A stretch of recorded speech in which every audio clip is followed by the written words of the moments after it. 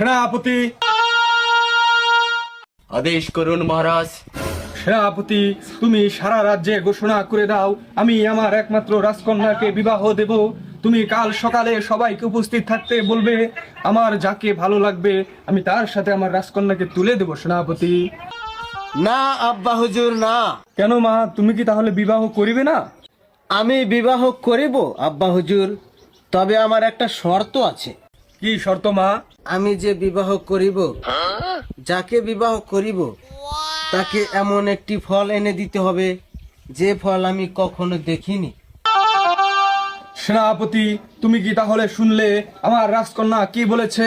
তুমি সারা রাজ্যে ঘোষণা করে দাও এই ফল যে আনিতে পারবে তার সাথে আমার রাজকন্যার বিবাহ দেব। ঠিক আছে জাহাপনা, তাই হবে। আমি সারা রাজ্যে ঘোষণা দিয়ে দিচ্ছি। শোনেন শোনেন এলাকাবাসী, আমাদের মহারাজ তার একমাত্র রাজকন্যাকে বিবাহ দিবে। যে বিবাহ করতে ইচ্ছুক তার এমন একটা ফল আনিতে হবে যে ফল আমাদের রাজকন্যা এখনো চোখে দেখে নাই। তাড়াতাড়ি চলে আসুন আমাদের রাজপ্রাসাদে।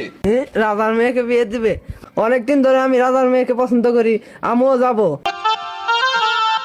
কি, রাজার মেয়েকে বিয়ে দেবে?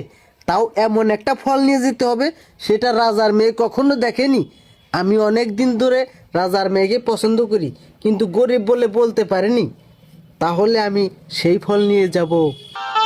সেনাপতি, সবাই কি উপস্থিত? জি মহারাজ, সবাই এখানে উপস্থিত হয়েছে।